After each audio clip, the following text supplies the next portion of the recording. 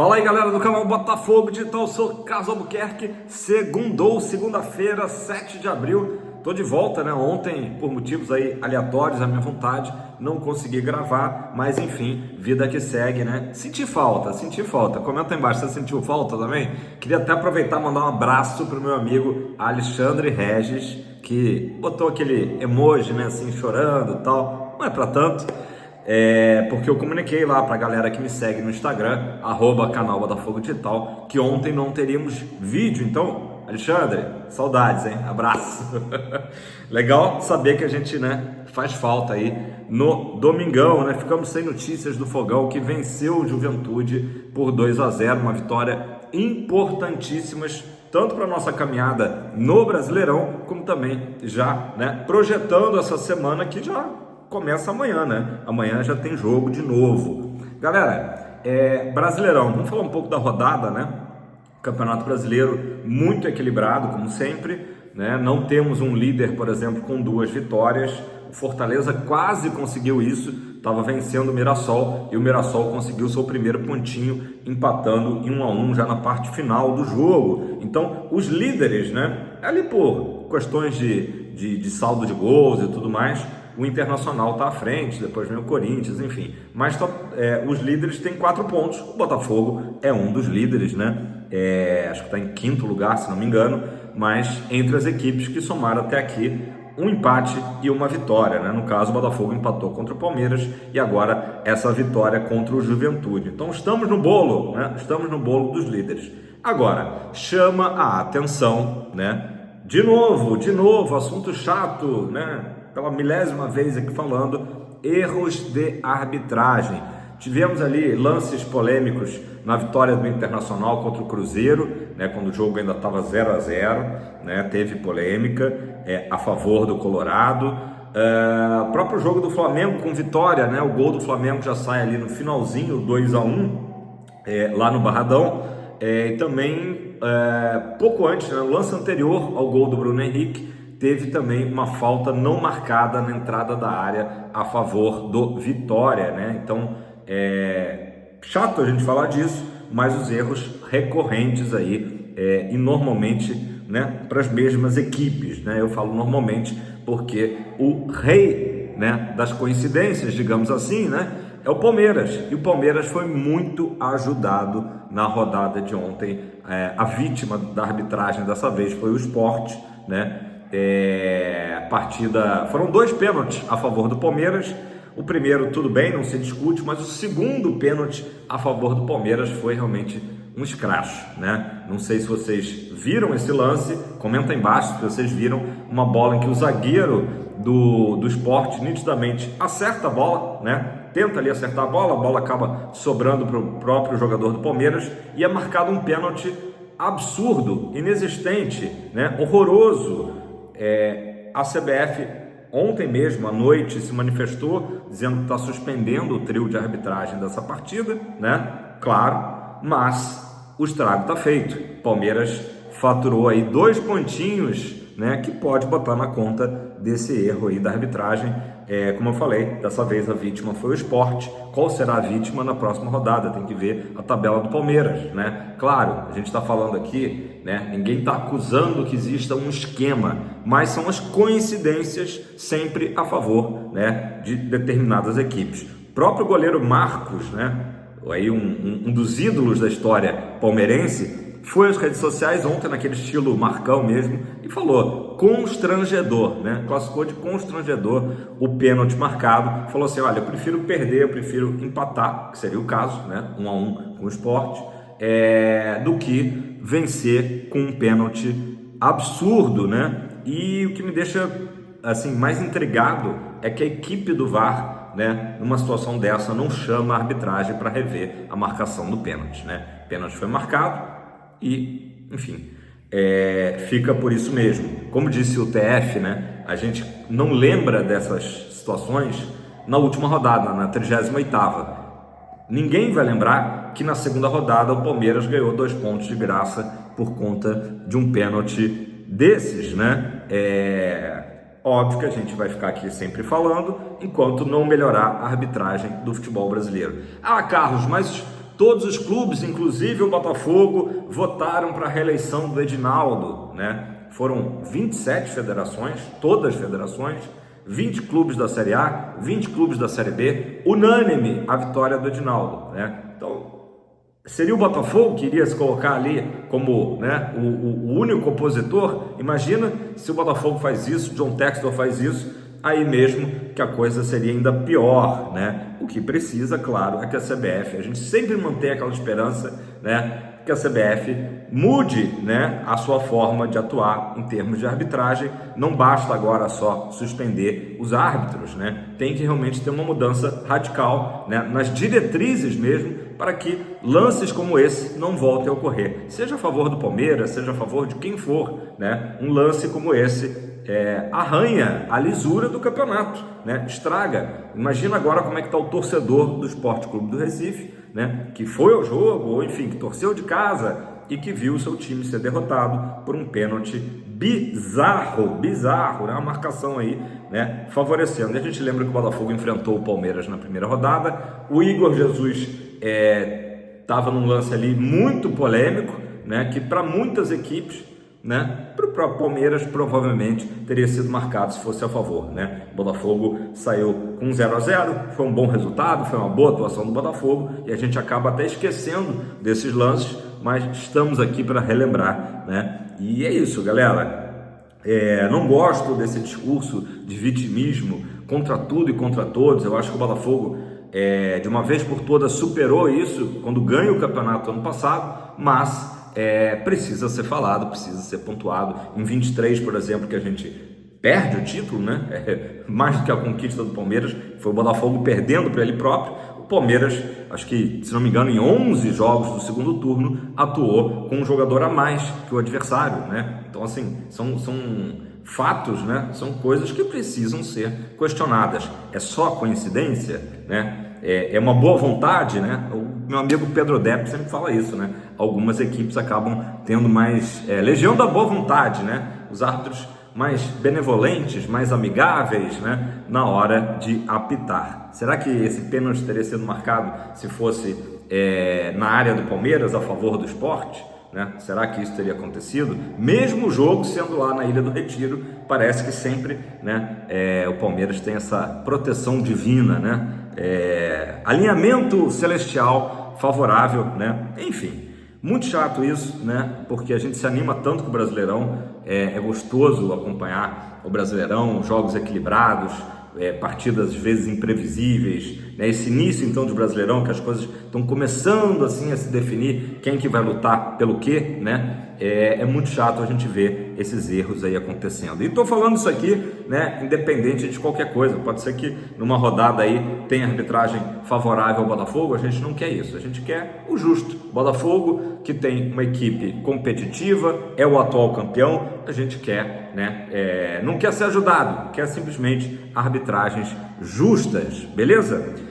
Bom, dito isso, galera, sorteio da Copa do Brasil, da CBF, de novo o assunto, quarta-feira, 3 da tarde, na sede da CBF, aqui no Rio de Janeiro, na Barra da Tijuca, será realizado o sorteio para a terceira fase da Copa do Brasil. É agora que o Botafogo entra, o Botafogo está no pote 1, né, pelo ranqueamento, vai pegar uma equipe do pote 2, tá? E dessas equipes do pote 2, a única equipe que hoje está na Série A é o Vozão, é o Ceará, tá? Então, em tese, seria o possível adversário aí mais forte. Outras equipes ali de menor investimento.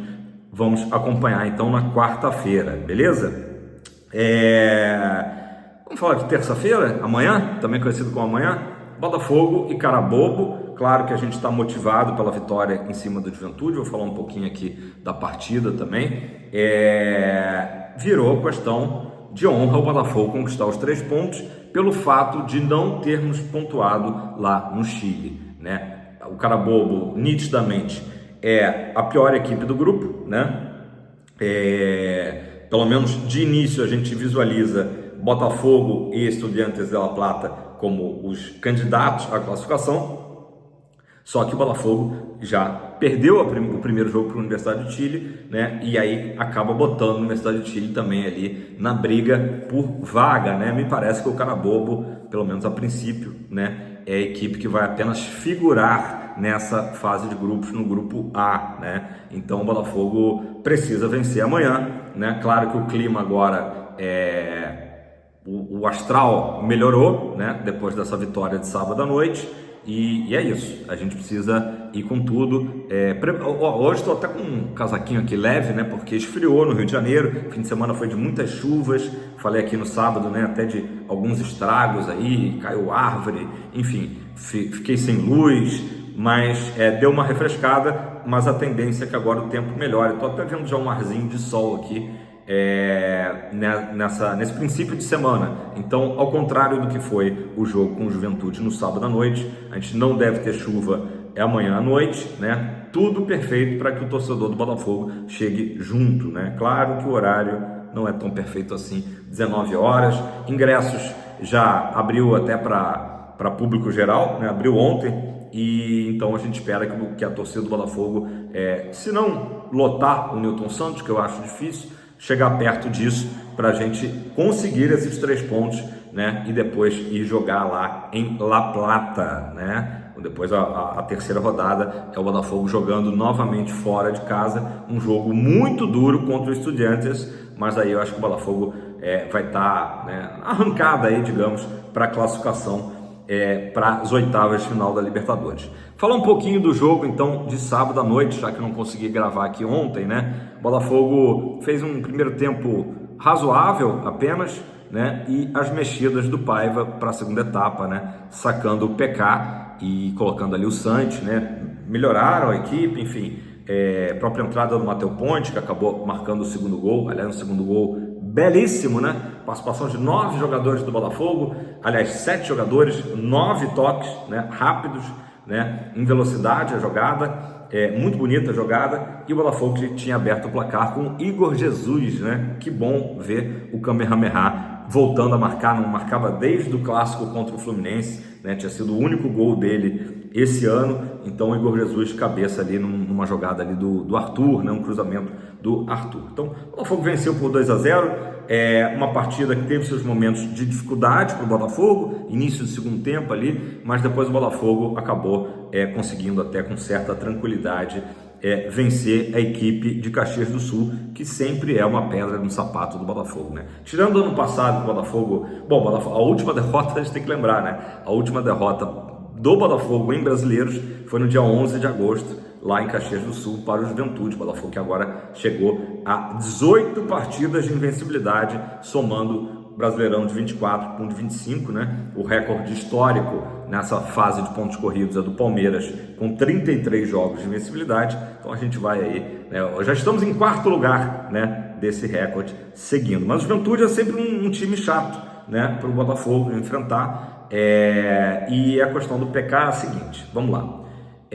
Que o PK está evoluindo e em relação, né, a outros momentos dele no Botafogo, isso é nítido, mas ele está fora de posição, né? A escalação do Botafogo com 3 volantes, por mais que o PK esteja ali até fora de posição, né, mais à frente, não está fazendo muito sentido, e eu acho que o Paiva percebeu isso no intervalo, né? E quando botou ali o Santos Rodrigues, o Botafogo cresceu de rendimento, né? Então, o que a gente imagina? Que o PK é um cara para compor elenco, né? Falei disso aqui, acho que no sábado mesmo. É um cara para compor elenco, para eventualmente ser um reserva do Marlon, né? E não o terceiro volante. Por isso que o Botafogo está atrás de um Cauli, por exemplo, que seria o jogador ideal aí na cabeça do Renato Paiva, né? Quem foi muito bem também no sábado foi o Marlon, né? O Marlon fez aí, eu acho que uma partida nível Marlon Freitas, né? Ele que logo ao entrar em campo foi surpreendido, né? Com uma lindíssima homenagem, que foi a faixa, aquela dos ídolos, tanto ele, Marlon, como o Luiz Henrique, né? O Marlon falou que está muito feliz, naturalmente, mas que não está satisfeito, que quer mais, né? Quer conquistar mais coisas no Botafogo, quer melhorar, enfim. E o Luiz Henrique, diretamente lá da Rússia, também falou que estava... vocês não imaginam o quanto me deixa feliz ver uma homenagem dessa, foi bacana, né? Um ano tão especial para o Botafogo, 2024, então aquela faixa ali com ídolos eternos do Fogão, ganhando aí 2 personagens, um que ainda está no Botafogo, Marlon, e outro que saiu, o Luiz Henrique, mas está com uma cara que o Luiz Henrique quer voltar, né? Isso não é informação, ele está deixando nítido aí nas redes sociais que ainda está muito ligado no Botafogo, enfim, quem sabe. Gente, o Savarino, ele rendeu muito mais centralizado, né? Municiando ali, por exemplo, o próprio Arthur, municiando o próprio Santi Rodrigues, né? Do que caindo pela ponta. Então, isso também é uma coisa que chamou a atenção do jogo de sábado. E na parte assim, negativa, digamos que ainda tem que melhorar no Botafogo, a questão defensiva, porque no esquema de jogo do Paiva, os laterais, né, os alas, como se diz hoje, avançam muito e acaba deixando lacunas, né? E aí a zaga, no caso o Jair, que fez um bom jogo, né? O Jair Cunha, e o Barbosa ficam naquela assim, vamos tentar, né, recompor ali a lacuna, vamos avançar, né, vamos subir ou vamos ficar? Então essa dúvida parece que ainda fica ali e precisa ser corrigido, o que também acho que não vai ter grandes problemas para ser corrigido. Falando dos laterais, Vitinho e Telles, indiscutível titulares, né? Alas titulares do Botafogo, importantíssimos nesse esquema do Paiva, como eu disse, mas é muito bom a gente saber que também o Matheus Ponte, que entrou e fez o gol, e o Cuiabano, são jogadores que vão ser utilizados, podem ser utilizados como foram utilizados no sábado à noite, né, e sendo úteis, né, inclusive pela força ofensiva, né. Esse gol do Matheus Ponte é um gol de muita velocidade, que o Matheus Ponte acompanha a jogada e por isso é premiado com gol, né, e o Cuiabano também a gente já sabe, um jogador que tem um poderio ofensivo, uma força física muito grande, então o Botafogo está bem servido de laterais, é o que a gente pode falar nesse momento. Ainda tem o Marçal, né, que ainda está recuperando a forma física e trará mais experiência ainda para a posição quando for preciso. Vamos falar da posição de centroavante, né? O Juan Cruz ainda não emplacou, né? Não tem sido nem relacionado, viajou, enfim. E o Paiva falou sobre isso, falou que o Juan Cruz precisa ainda se readaptar ao futebol brasileiro, vem de uma liga não tão forte, que é lá da Bulgária, né? Isso foi detectado, então ele está num planejamento aí de recondicionamento para poder atuar. Já o Mastriani não, segundo o Paiva, o Mastriani já está pronto, ele teve alguns minutos diante do Juventude, ainda de forma discreta, mas a tendência é que ele atue contra o Carabobo, pelo fato, né, da ausência do Igor Jesus. Uma pena, né? Agora que o Igor Jesus voltou a marcar, seria muito importante tê-lo contra o Carabobo, mas foi expulso diante da Universidade de Chile, portanto, devemos ter o 39 Mastriani atuando ali no lugar do Kamehameha, né? Gente, basicamente é isso por hoje, né? Acho que o Botafogo mostrou que tem um caminho, tem um norte, né? O segundo tempo, principalmente contra o Juventude, mostrou que a equipe está em evolução e tem muito ainda, né, por evoluir. Acho que nos dá certeza de que o Botafogo vai brigar nas competições. Se a gente vai ser campeão ou não é outra história, mas o Botafogo tem tudo para amanhã já começar essa recuperação na Libertadores, fundamental, conta com o apoio da torcida, né? Amanhã, 19 horas, no Newton. E depois no sábado, brasileiro de novo, a gente vai até Bragança Paulista enfrentar o Red Bull Bragantino lá no Nabi Abichedi. Bragantino que perdeu ontem pro Fluminense, mas fez um jogo duro, o Fluminense venceu ali no finzinho, né? E sempre um jogo difícil lá em Bragança, né? Mas o Botafogo tem tudo aí para fazer uma semana, quem sabe aí com 6 pontos, né? 3 pontos pela Liberta e 3 pontos no Brasileirão, terça-feira e sábado. Sábado é 4 da tarde o jogo. Bom jogo aí pra galera chegar junto, né? Pelo dia, né? Mesmo viajando para São Paulo, uma boa oportunidade para a gente apoiar lá em Bragança Paulista, beleza? Deixe seu like, faça seu comentário, né? E se inscreva, galera. Estamos muito perto dos 10 mil, a meta é essa. Ajude aí o canal, mostre o canal aí para os seus amigos, botafoguenses, para a gente chegar logo nesses 10 mil e depois, né, dobrar a meta. Tamo junto, é tempo de fogão sempre.